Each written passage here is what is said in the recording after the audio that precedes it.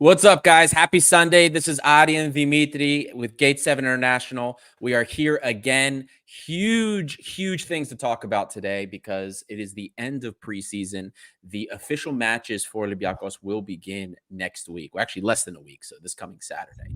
A lot to talk about, but before we do, first of all, Dimitri, how you doing today, buddy? I'm good, thank you. Thanks. Excited, Adi. Very excited. Glad to be here. Let's get going. So, guys, if you are just tuning in, a few dozen of you have already jumped in. Don't forget to like and subscribe. Remember, every engagement helps us find more red and white fans. This community continues to grow. There are big things coming for this show, which we'll get into in just a second. So, like, comment, whatever, engage. It helps us find more people. The algorithm picks that up. Follow us on social media, whether you're on X, Instagram, or Facebook. You can follow us all of those places. Subscribe if you like the content that we give. And you can also support us on Patreon. The Patreon WhatsApp chat is insane. I do recommend it. It is always entertaining. You should check it out. And we do thank all of our patrons because you guys are now supporting us to be able to do bigger and better things. You can get access to a lot of fun things on Patreon, not just the WhatsApp group, but you can get more content. We do the enhanced content tier gets access to more episodes, whether it's enhanced analysis. We do interviews with people sometimes outside of the realm of Olympiakos. We are going to have an interview with an executive from a Super League team. That is coming up. We are recording that on August 20th. So something to look forward to. We've spoken to lots of people, agents. We spoke to Doran Leidner's agent. We've spoken to journalists. We've spoken to TV personalities that covered Olympiakos or have seen Olympiakos play and covered them on live streams, things like that. So check it out. It's very interesting content. And we would also like to thank our newest patrons that joined this past week, Kostas Skenderis, John Karelis, and Costa Villas, Costadino Tsiri Villas. Thank you guys for joining the Patreon community, and thank you all for your support. So without further ado, Dimitri, let's get to talking. Oh, before we do that, though, I almost forgot. Big things coming this week for this show. We can't tell you right now, but watch socials this week. We have some huge announcements for things that are happening here. I mean, these are the biggest announcements probably of anything that we've done so far since we started the show. So a lot of big things coming, game changing, not just for us, but for Olympiakos as well. So we're really excited. So keep an eye on socials, and there will be a giveaway coming up as well. So check it out. And we will, I hope you guys enjoy what comes next, at least. The things that have happened on this show are unbelievable. So we're really excited to bring you guys the latest changes, and we're always going to improve to give you guys the best content that we can. Now that that's all done, let's talk about Olympiakos. Let's talk about Dimitri before we start talking about the roster, the updates we have with Podence. Let's talk about the last two friendlies. So we had two more friendlies before since the Roma game. One against Forest, that was back in the Karaiskaki. The trophies, the European trophies, came back home. And then we went to Cyprus, and we played against Aris Limassol. So the games against Forest and Aris, lots of goals. 7 goals for Olympiakos in 2 games. We conceded 6 goals in those 2 friendlies. But we got to see a lot of players once again. We saw plenty of them. Plenty of youth, especially Theophanis Bakoulas. So what was your opinion of what we saw in the friendlies, the goals against? What did you like? Let's start with what you liked from the 2 friendlies like we did last week. So compared to the previous friendlies, we saw a very different Olympiakos when it comes down to goals. It was much more fun because it was score more than your opponent rather than play defensively, make sure you don't concede. I don't think it's the sort of thing we're going to be seeing much of this season. We're not the sort of team that has 4-3s, 3-2s, 4-2s often. So I like that. I like that as a fan. I like that style of football. I've always been a fan of I'd rather win 5-4 than win 1-0. I know it's not good for your health. You end up having 3 heart attacks. but it's bloody fun to watch, isn't it? Like the goals and constant end-to-end stuff. So that was something I enjoyed. Obviously, with the press, it's a sort of thing that leads to a lot of goals because of the opposition mistakes. Like the third goal against Aris Lamesos was just, I mean, it wasn't the best press because the mistake was so silly, but it was a mistake and an easy goal. And it's the sort of thing that you see a lot. So you tend to score more because of the press, but at the same time, if you get caught out, it can lead to easy goals conceded. But that's something I do like. I like seeing more goals. I like seeing a more entertaining style of football. We are in Greek football, unfortunately, in the past had this situation where the big teams would usually absolutely dominate against smaller teams, and it would be very, very, very dull games, which would end 2-3-0, and there wouldn't be any chances. It would literally just be the bigger team dominating. Now, I think that sort of has changed over the last few years, especially with PAOK and Panathinaikos making the league a little bit more competitive. But I'm also hoping that because of our press, we see more entertaining football rather than us dominating against the smaller teams 4-0. We'd actually, and holding the ball and just attacking at them, we'd actually see something more. So I'm excited about that. And in Europe, in the same way, we used to sort of sit back and defend, whereas now with the press, we're seeing us go after theoretically bigger opposition, like we did at the tail end of the European campaign last season, and how we've done against Roma. So this is stuff I'm really happy with. Bad thing, could you say, is that we conceded 3 goals against a team that was just about avoiding relegation last season in the Premier League. 4 goals against them at home. And theoretically, we'll be playing tougher opposition in Europe. So hopefully we need to up our game when it comes down to that. And again, conceding 2 goals against Aris Limassol. Again, not the sort of thing you want to be seeing in Europe, but it sort of counters what I literally just said before about seeing end-to-end stuff, and it's the risk to reward ratio. So yeah, that's the early judgment of that. How do you feel after those 2 games? So I'll be honest. So of the 6 goals we conceded, 3 of them were 1 penalty, 2 set piece goals, both from Forest. But I think, if I remember correctly, all but 1 of them were individual mistakes, like, huge errors that led, like the first goal against Forest, wide open header.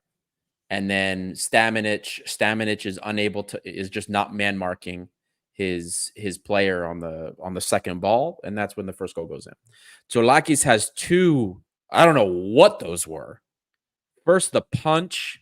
He tries the single punch, like one-hand punch the ball out, something he used to do before this past season. Very amateurish stuff. And then on that third goal, I have no idea what he was doing. He just looked all over the place. So that worried me against Forest, that Tsolakis was looking, very nervous or very nervy. But I mean, for me, like, there is no friendly we played except maybe like the very first one against Ajax. There is no friendly we played that I didn't think we were the better team in just overall build up, the press. First of all, our press consistently good. All friendlies. Now, the interesting thing about the Forest friendly is that we got a chance to see, okay, Premier League teams are used to the faster pace, the higher presses. It's a lot more common in the Premier League. Every team has an above average PPDA, an above average press, even the ones that are lower block. So seeing Forest sometimes being able to pass out of the press was very interesting to see. All right, this is where our holes are. But the best part about it is I didn't feel like we were overly exposed by, there were definitely instances where we were getting exposed, but we never had a starting midfield in any of these friendlies. We had kids in there. And the fact that everybody was able to do the press like very well, and everybody understood their role in the press, was, to me, was huge. even towards the end of the Aris Limassol game, when they scored those 2 goals against us, and we literally had a midfield of, it was Stamenic and 2 youngsters, Muzakitis and Bakulas. Think about it. Wasn't Papacanelos playing at that time? No. Papacanelos was playing too. He was also on the field. But I think at that point when Muzakitis came on, he got pushed to the wing. He got pushed further forward. Yeah. Because we had Muzakitis, Bakulas, and him on at the same time. The game ended quite young, didn't it? Yeah. Right. And we had all of our youth there. And like, what I get why some people are upset, but like, guys, we complain constantly about, we want to see more kids in there. We want to see more kids there. But now the kids are playing and stuff like this happening, and people are panicking. Like, what do we want here? You know what I mean? I was happy with most of what I saw. There are small things. Set pieces are probably going to be a problem for us again. So hopefully, the individual mistakes we were seeing, especially the ones pre-Carmo, Retsos, Ortega, I wasn't super happy with a lot of the friendlies. I thought going forward, he was pretty good, but like he had a couple of, really bad defensive choices. Some of the things that we saw last season that I'm hoping kind of don't carry in. There's some comments about Stamenic, and Pirola. I saw this one, Costadino Stavridis' opinion on Stamenic. So I'll say this. So Stamenic, what I've seen so far is when I was watching his tape at Copenhagen and when I was watching his tape at Red Star. He looked very soft in the friendlies, but I'm not worried about it yet because the guy was injured for most of preseason. He was at preseason for a few days, got injured before the first friendly. And then this past week against Forest, which was like his first friendly. So coming fresh off of an injury, I'm not expecting him to be, but like what I expect of him moving forward when he's healthy and when he's at 100% is a way more player. The whole thing I talked about in the scouting report with him was how aggressive he was. This guy was like, he drew among midfielders in Serbia, he drew like the most fouls. Overly aggressive is a word that was characterized, but I did not see that in the friendlies. So I'm hoping that's not something for us to worry about long-term, but I'm not worried about it. Pirola, I told you guys, this is not Carmo. This guy's not a ball-playing center back. He is traditional. He's quick. He's pretty aggressive, but he's younger. He doesn't have the presence that Garmo had, the calming presence. And he's not a ball-playing center back. If he gets the ball, he's dishing it to the person next to him. And that's fine. As long as he can complement Panos Retsos or, a ball-playing center back that we have back there, that's fine. We're asking a lot, I think, to have 2 ball-playing center backs. I don't think that's entirely necessary.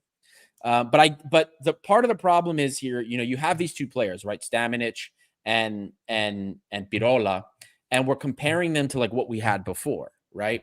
And I understand that, like Carmo, like there's no player that we're going to get at the center back position that will be Carmo, because a David Carmo does not come to Olympiakos normally unless there's exigent circumstances. That's the only reason we got him in the first place.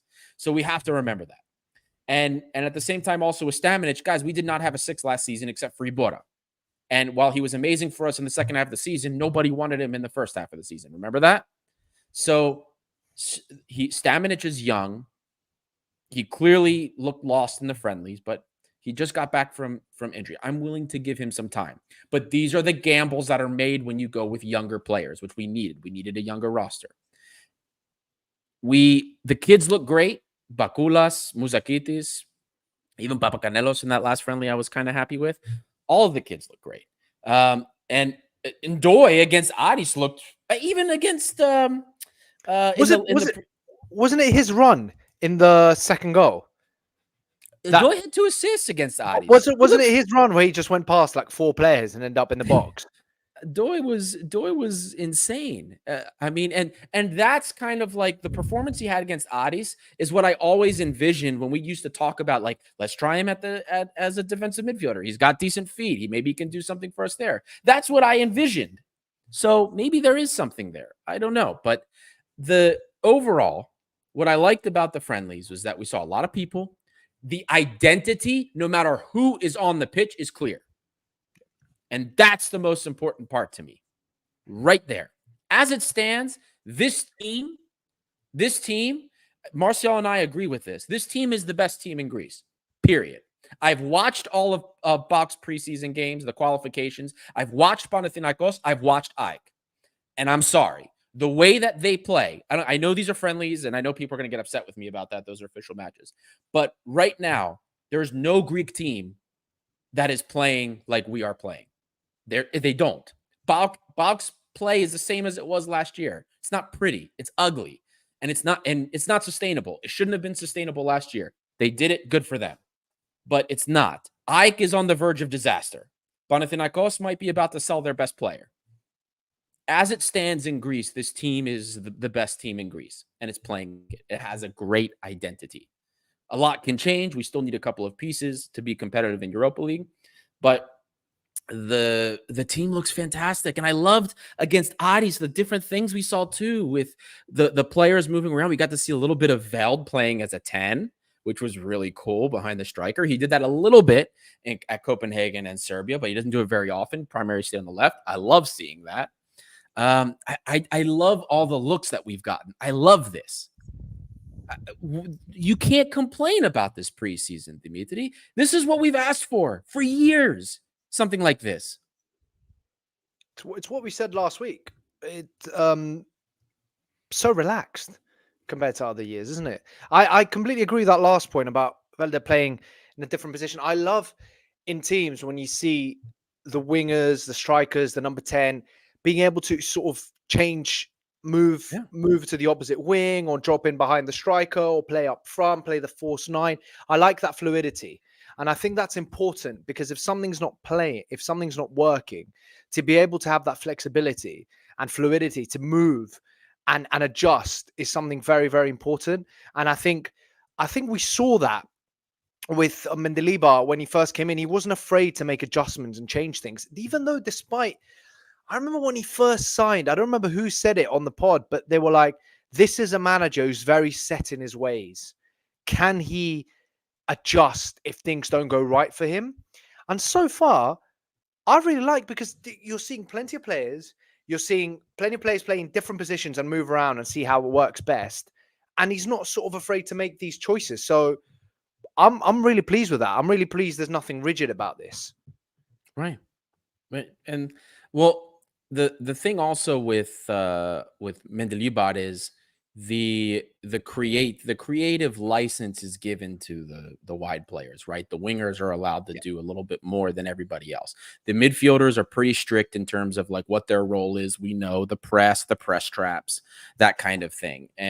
But it was very nice to see that. Also, like, everybody complaining, first of all, everybody telling me Veld doesn't track back. You're wrong, because he clearly does.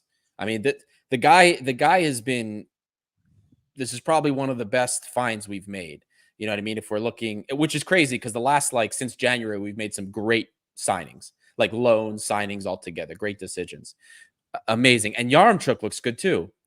I have a feeling Yaremchuk, I think he's going to have goals in him, but like he's had some lovely balls that have set up our other players. He's going to destroy Greece. It feels like that. He gives me the butterflies that Marko Padelic gave me.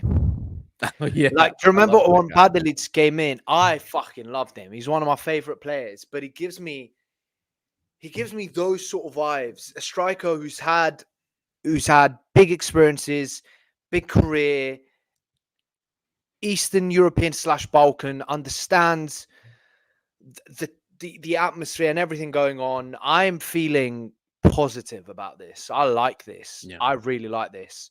Just like how Jovetic sort of turned out in the end to be very useful. This is the sort of thing I'm seeing with Yaremchuk as well. Yeah. He looks good, man. I mean, literally, like, I know some people on social media in our WhatsApp group, they think we still need so many players. There was people are never happy though, are they? Yeah. I'm Gucci Valorant is kind of saying things I've seen not just in the WhatsApp group, but on social media as well. We need 2 starting center backs. We need, another number 6, and that I believe personally that what we saw kind of against Forest and kind of some of the things that we saw against Addis, I wouldn't be against bringing a center back that maybe is a little bit more experienced, or somebody that can calm the defensive line, because I'm beginning to wonder if Panagiotis Retsos can do that. He has plenty of experience at top level, right? We can say that. He's a cup winner. We can say that as well. But he doesn't exactly exude that aura. No. Does that make sense? When you watch him play, Carmo did. And I think Retsos also needs somebody to do that. But like, I don't know if Nelson Abbey can do that for him, because Nelson Abbey, we kind of started to see some chinks in the armor, if you will.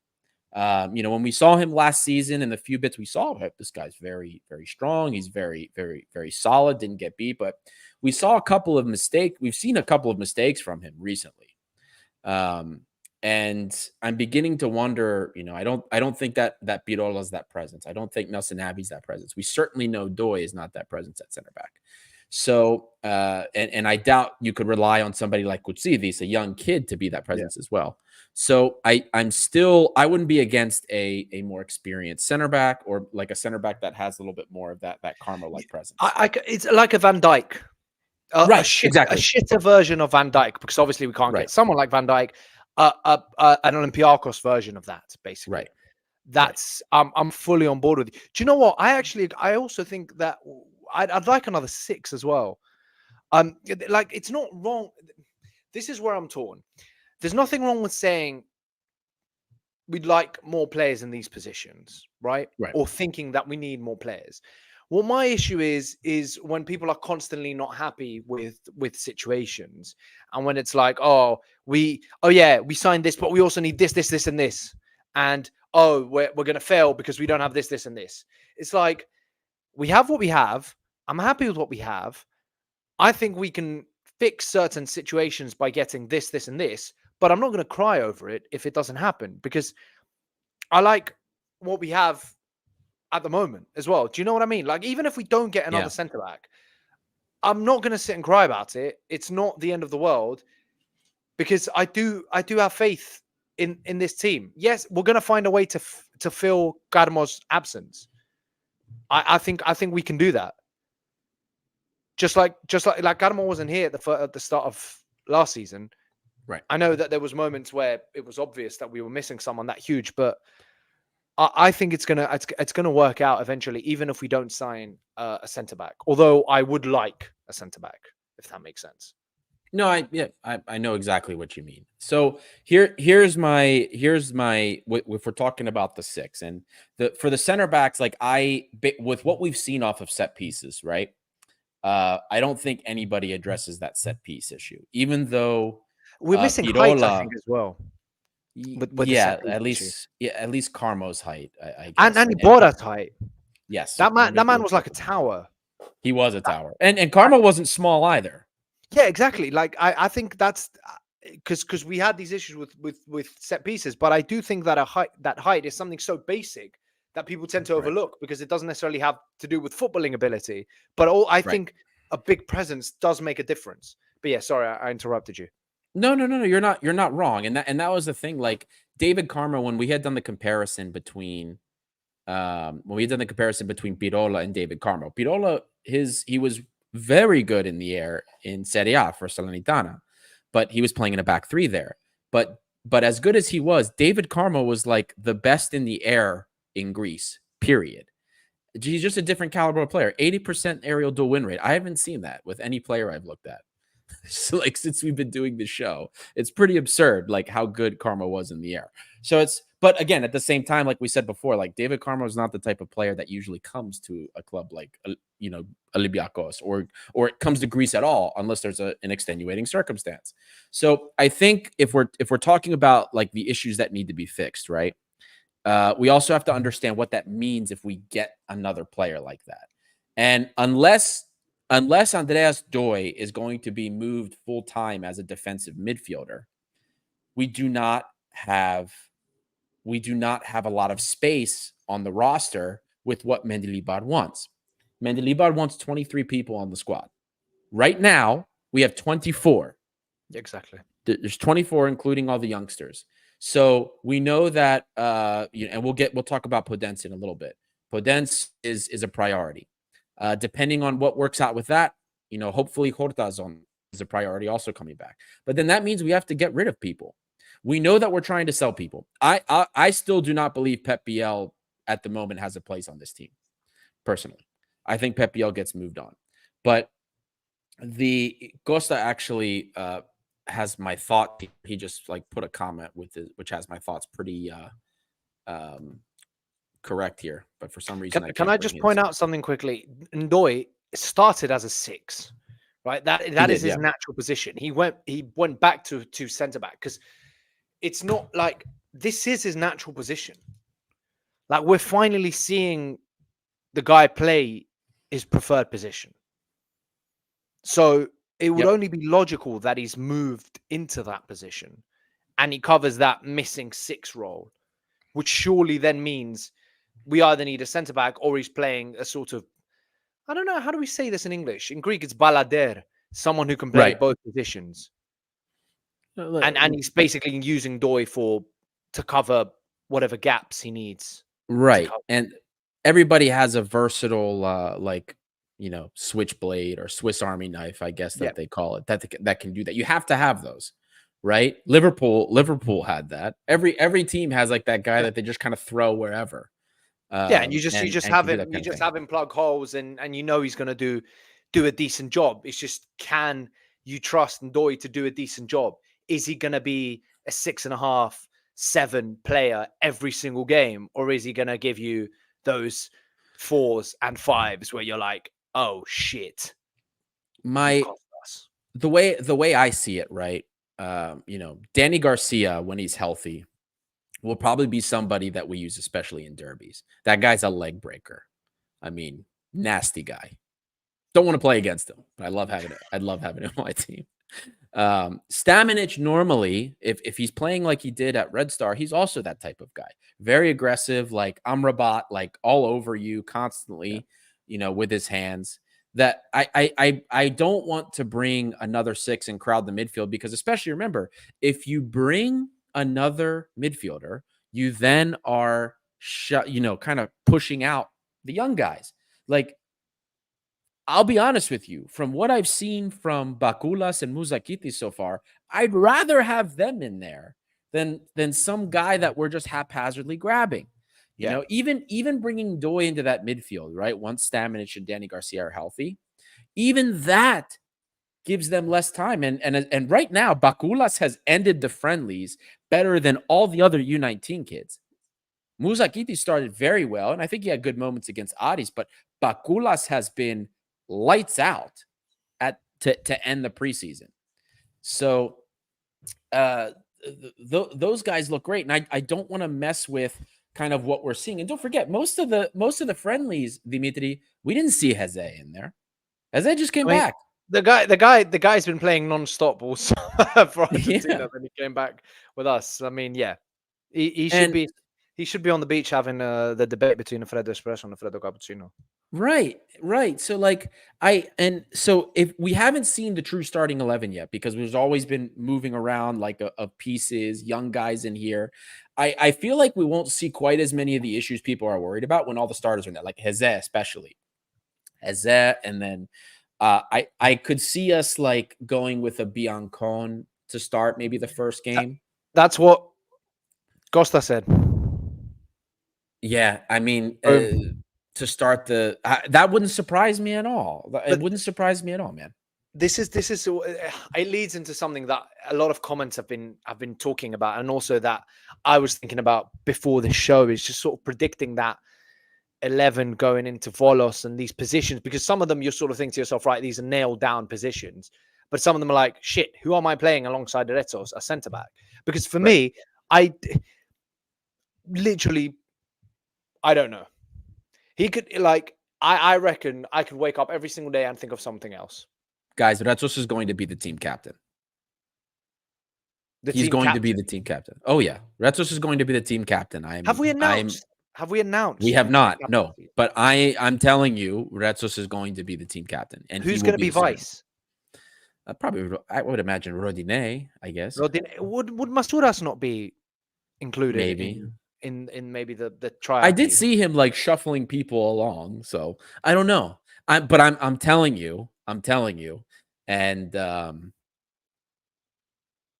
Retsos to me, I think is going just all the options that we have, right? Who could be the captain at this point? Who knows who understands the club the best? Who understands Yeah, what it means to wear the shirt the best? Like everything points to Retsos. I had I said in agree. the past that Him and Masouras, but Masouras isn't going to be a starter enough for him to be right, the captain. exactly. So that's just like Retsos is going to be that. I Oh, don't see how Masuras is captain if he's not starting, unless he Costa is starting. agrees with me.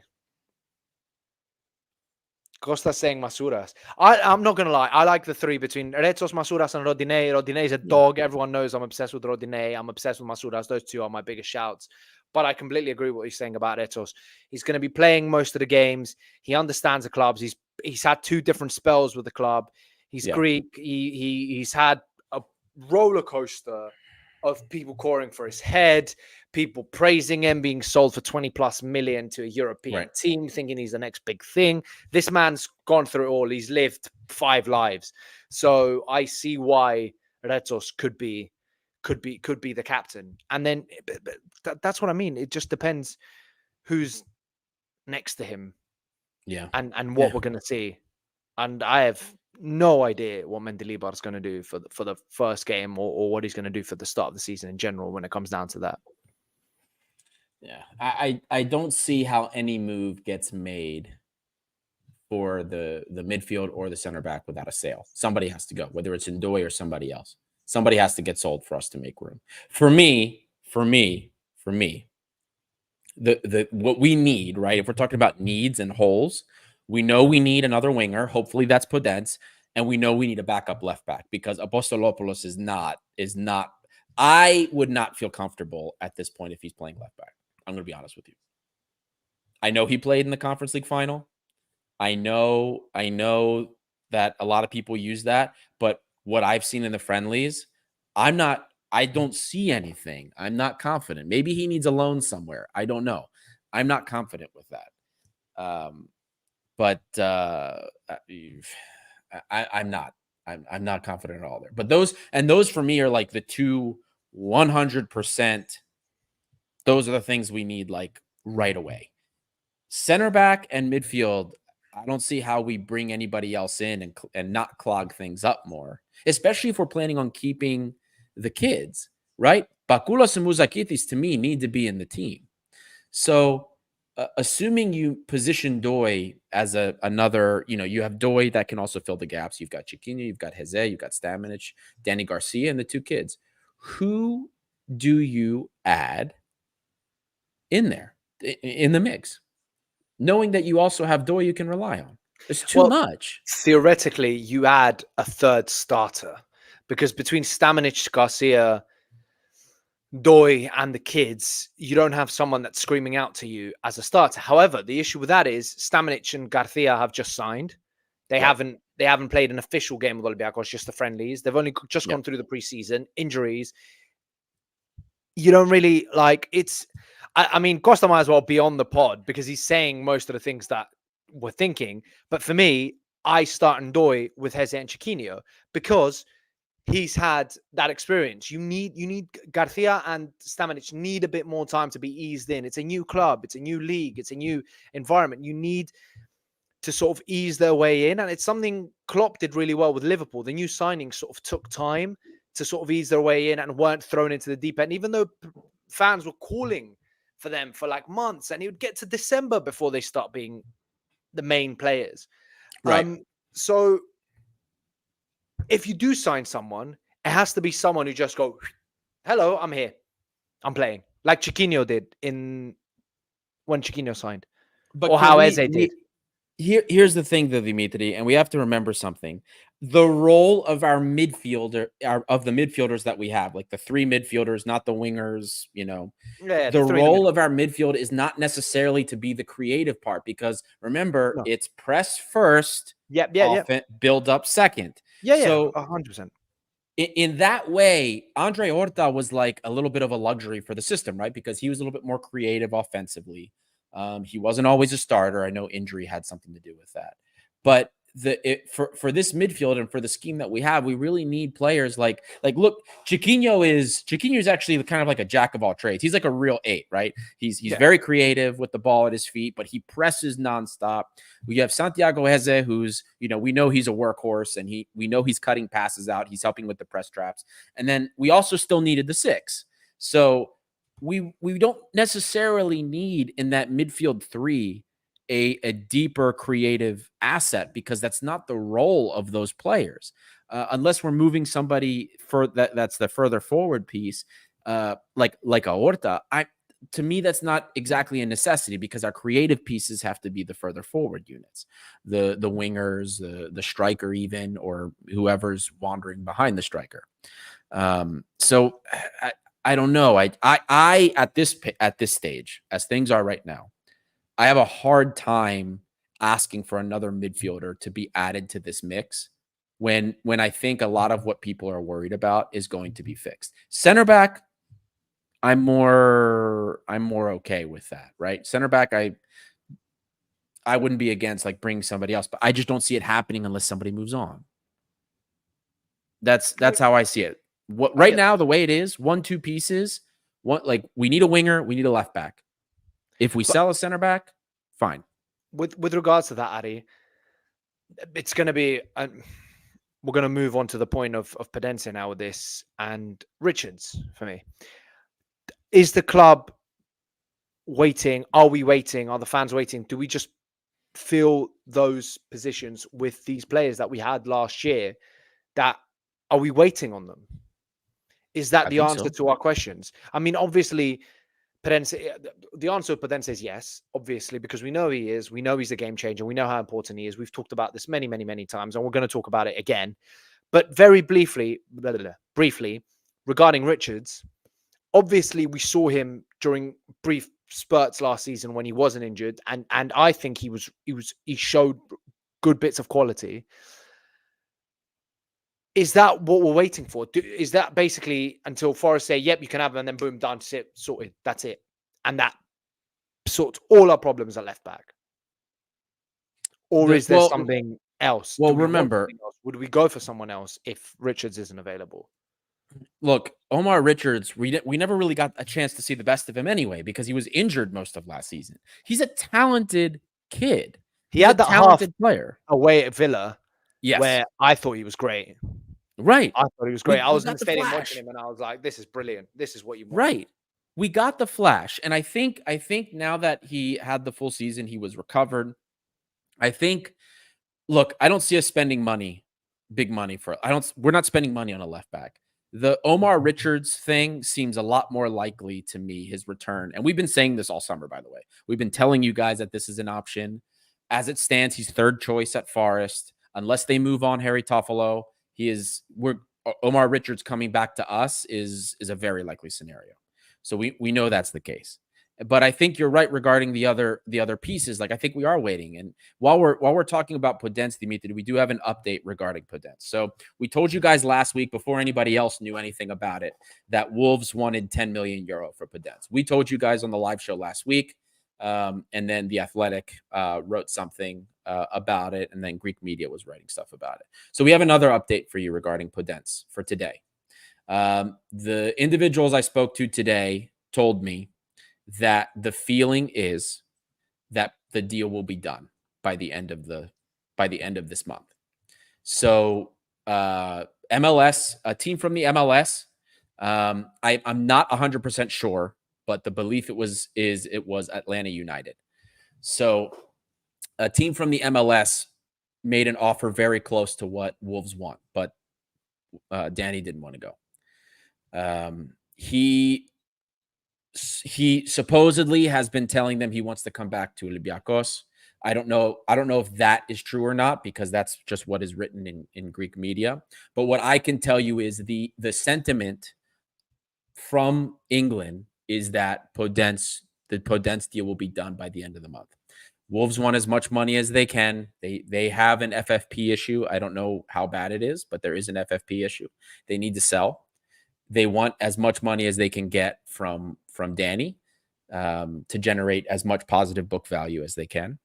But the feeling is this will get done. The Saudi offer is not even a talking point. There's only one place that has real interest. There was interest from Leeds, but Leeds has their own, they can't afford 10 million. So forget about them. But this is the latest update that we have, is that on the other side of the pond, the feeling is this gets done by the end of the month. It'll be probably last minute. Maybe it'll be last minute. Maybe it'll be towards the end of the month. But, you know, both sides, even though Olympiakos has not made a formal offer, there have been discussions about value and fee. It's not formal, but the discussions have been there. So this is the latest information that we have. So the feeling is not just on the Greek side of things, but on the English side of things, that the deal will get done. That's the feeling. And if that's the case and we're waiting, the priority we know is Podence. This all makes sense to me. Remember the Horta deal? First he was coming, then he was not coming because the priority is Danny. He's the more expensive asset. And we know that, like, our budgets, we've already spent almost 15 million euros or 17 million euros as it is. There's only so much we can spend and amortize and be compliant with FFP, which we've had 4 straight years of 8-figure losses. I think that if we're prioritizing Danny, we get a deal that comes through which leaves budget to spare, Horta comes too. And then I'm happy. Then I'm happy with that midfield. I still think Doi gets sold, and I still think Pep Biel moves on too. But that's you're happy with the midfield, but you didn't say you're happy with the team. So you still, even if we get Podence and Horta, you still want a left back, right? We have to have a left back. We need an alternate option. I'm not happy with Apostolopoulos. I shouldn't say that. I'm not comfortable. What happens with, we get Podence, we get Horta, and you're like, shit, we still need a left back? Or would you rather get Podence and a left back? Or would you rather get Horta and a left back? If you can't have all three, what is your preferred choice? If you can only have two. I mean, I think you can always loan in a left back. Not an option. Right? This is just pick two. This is hypothetical. You pick two. Because you've made a case for it has to be Podence. Has to be Podence, and then we need a like I'm not really super comfortable with Ortega as it is, but you have to loan in like a decent left back option. I'm happy enough with the midfield to where I think Horta would be, even though I want him back, I think he's like surplus to needs. No, I shouldn't say surplus. I don't necessarily think we need him. He's a luxury. Right. He's a luxury. I think that's he's a want, not a need. Right. We have two needs. One more winger, one more left back, a backup left back or a second left back. Those are needs. Horta's a luxury because, quite frankly, our midfield's stacked, and knowing what we want from our midfield, I think we have the pieces to make this work, especially with the two youngsters who I've been very happy with in the friendlies. So that's how I'm looking at it. And if we have to like make a move, if we make a sale somewhere, I'd rather look at getting a better presence at the center back. That's kind of more where I'm worried about because of the last two friendlies, if I'm being honest. I completely agree with you. I think Horta would be the sacrificial lamb in this case for me. Which sucks because I love Horta. You know what I mean? But like, I'm with you. I'm being honest. I think Ortega needs more of a challenge because I don't think he's the best that he can be, and he needs a player that's going to push him. And I want a first choice left back would be great. A first choice left back, someone who could genuinely push him for minutes and make him feel unsure about his position, so that he gives us more. How would you feel about Tsimikas coming back? Because there's a rumor apparently. Honestly, as a Liverpool fan as well, someone who loves Tsimikas because he's playing for both of my teams. I don't see him leaving Liverpool this summer with a new coach coming in, because there's no way. The new coach is playing him quite a lot in the preseason friendlies. Yeah. Who else do you have at left back? Liverpool don't have another left back behind Andy Robertson.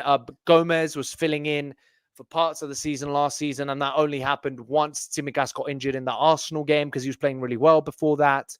So I don't see Tsimikas leaving right now because he sees this as another chance with a new manager. So I'd be very, very surprised if we were to bring in Tsimikas, though, which would be, as I just said, so very, very surprising. He'd automatically just go whoop and overtake Ortega to the starting 100%. position. The man is, I was about to say 10 times the player Ortega is. That might be a bit rude, but I will say he's at least twice the player Ortega is at this moment in time, and with the experience and the career he's had. But yeah, Stefan, is sorry to burst your bubble. I think that is highly, highly unlikely right now. Different story next year if he hasn't had the opportunities that he's expecting this year at Liverpool. Yeah. But let's see. He's likely to be starting for a little while because didn't Andy Robertson just get back? Like, he's been injured all summer. Yeah, and obviously Liverpool play so many games. Like, the teams in the Prem play so many games. So as long as Tsimikas stays healthy, he's going to get 20 plus games this year. So I'd be very surprised if he were to leave. Let's see what happens. Let's see what happens with the left back, but I don't think it'll be Tsimikas. No, I don't either. But I think like in the grand, let's look kind of like compare where we were last season, right? Because there's people panicking. we haven't done all this stuff. Like, we're talking about 2 pieces here, maybe 3, right? Yeah. And do you guys remember where we were last summer? Last summer, we had only holes to fill. We had only had, like, we brought in Kini, we brought in Ibora, we had gotten El Kabi. Like, that was the only business we did to get us through qualifiers. And Alexandropoulos, like, and we were all talking about, like, oh God, we don't have strikers. We don't know how El Kabi. I remember my first podcast was talking about how we don't have any strikers apart from El Kabi. And El Arabi, obviously. And midway through the podcast, Jovetic is announced. I like the whole thing where we're just like, I remember people saying, oh yeah, El Kabi, don't know how many goals he's going to get, what he's going to give us. And Jovetic, another washed up player. I mean, it all worked out in the end, but like, it was so stressful last summer compared to this summer. So it was a full rebuild, Dimitri. We had a full overhaul last summer, and then this summer we are building. Like, okay, like, I get it. People are upset that we couldn't get Carmo. Kostas Fortounis, our captain, is gone. Whether he goes to Saudi Arabia, Turkey, or whatever, like, who knows where he's going to be? He hasn't signed yet for anybody. But like, you know, if we keep Podence, we get Horta in, plus like the with what we've seen from the U19s and some of the pieces that we've gotten, I think we've tried to build onto that, and we still have time. It's August 11th, Dimitri. August 11th. We got 3 weeks for the transfer deadline, for the transfer window. Exactly 3 weeks, or just under 3 weeks? I think it's just under 3 weeks. Plus, then a week after that for loans, right? Or free agents, I should say. Free agents, yeah. So we have time. I'm not panicking. This time last year, I was kind of panicking. You know, because I was like, I don't know, like, you know, Diego Martinez, we were just kind of learning what his system was. We had pieces coming here and there. We didn't know how they were going to fit. But like, the identity is clear. We know that, like, what we're looking for, where they fit in. Scouting reports this year have been really different for me, because for the first time since we've done this show, I have a very clear idea of, like, okay, I know how this guy is supposed to be used. I know what we want out of this. Like, we've never had that before. And these things take time. Like, okay, the club has done terrible business in the last couple of years, but like, to me, they're doing correct business. Is it frustrating that it's taking longer than maybe we want to bring other pieces in? Yeah, but let's say Daniel Podence comes and he doesn't come for 10 million. He comes for a lot less. Like, that money that we save bringing him in then can be used for Horta or for a left back or what have you. It's business. Now, we could in the end, maybe we don't get Danny. Maybe it falls through. Maybe we don't end up signing him. I believe that they have other pieces in mind. People were complaining about Christopher Velde, right? Oh, that's not Daniel Podence. We just got some random player. from the Polish league, and he's looked amazing in preseason. I'm not panicking yet, and if I'm not panicking, you shouldn't be panicking. That should be a new mantra. If Adi isn't panicking, you shouldn't. I'm not panicking. You shouldn't be panicking. If I'm panicking, then you can panic. Love that. That should be it. That should just be like a motto. I'm fine with that being a motto, but I'm not panicking. Like, there's so many people freaking out. Like oh my god, it's like Groundhog Day in the WhatsApp chat. Oh, the transfer. Balk is gonna buy this. Olympiakos is buying this and selling this. Like, who cares? I couldn't give a crap about the others. Couldn't give a shit about the others. I don't care. I don't care. They all look terrible right now. What do I care? Oh, we haven't signed these players. There's 3 weeks left in the window. Let's wait till the window shuts and we haven't signed the players, and let's panic. Then let's get upset. That is the time to get set, not now. The team right now looks good. It has an idea. We have youth. We have a future in so many of the positions. The club hasn't had this good of a feeling around it for a very long time. This is all good stuff.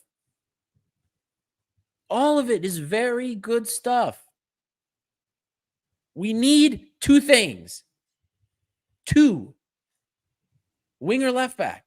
We want maybe 1 or 2 things more. That's great. That's better than it's been the last 4 years. Literally since we started the show.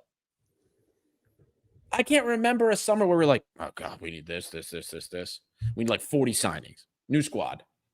Yeah. We're screwed. This is an improvement.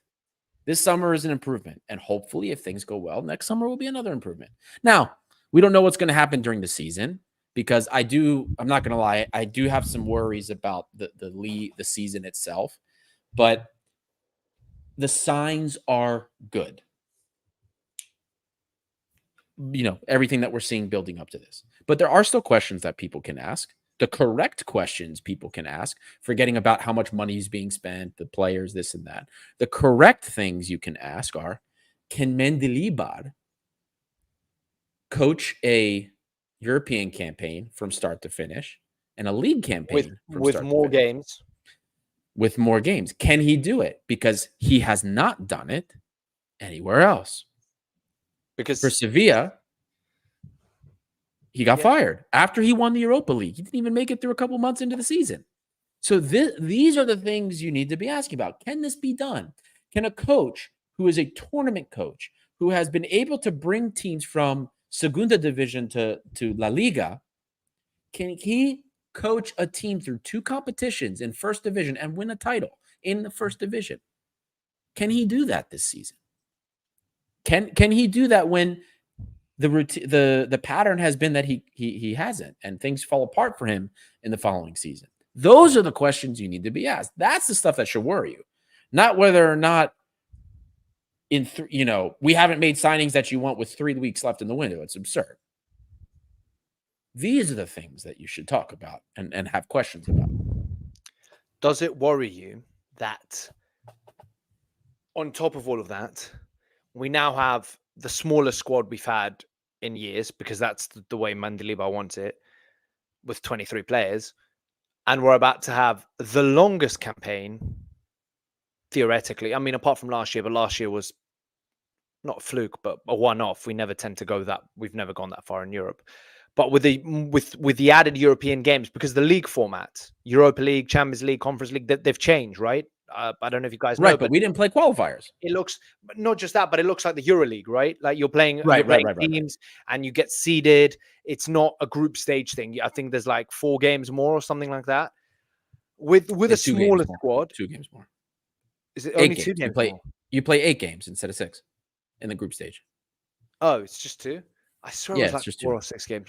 Because it's you play 2 in each pot. Two teams from each pot, so it's 8 games. But so you're playing a couple more games. You have theoretically a smaller squad, and what you've just said about Mendilibar, are you slightly concerned that all of this together means, oh my God, we are going to be in January panicking, going, shit, we need this, and this? No, we didn't. We had no qualifiers. Normally we're So, playing in July. We're playing yeah, qualifiers and we're playing real. So our season's much longer, but it's not. We had our season doesn't start until the 17th. That's that's like almost a month later than when it did last year. yeah, So I'm not worried. cool. Now, could we face injuries? Are there players that have like injury history and injury concern? Yeah, of course. But I'm not worried about having a smaller squad. That's what we've had teams that we've had coaches that have had smaller squads before. I mean, one of our favorite coaches of all time, It's Ernesto been Valverde, he had a small been squad. so long that we've had a decently sized squad that I've forgotten what that feels like. It's Right, Olympiacos. because it's Olympiacos has not been a normal to hoarder. have like 35 Yeah, players. Like it's not we've normal. done what Chelsea do. We've done a Right. Chelsea where we have like a gazillion players on the books. That's not normal. That's So not this no. is fine. This is fine. And here's the best part, Dimitri. Here's the best part about this whole thing, right? You know what? You're right. Sure, maybe 23, 24 players seems pretty thin for a squad. But guess what? We're going to be cutting probably at least two of the kids, right? Who arguably could be rostered. They've got the talent. God forbid something happens. We need to pull one of them up. We've got a center back that, as far as I'm concerned, is ready for first team football. And we have a winger that I think maybe just needs to bulk up a little bit. And we're like, okay, we have two options that like you can rely on that are not bad players. Yeah. At all.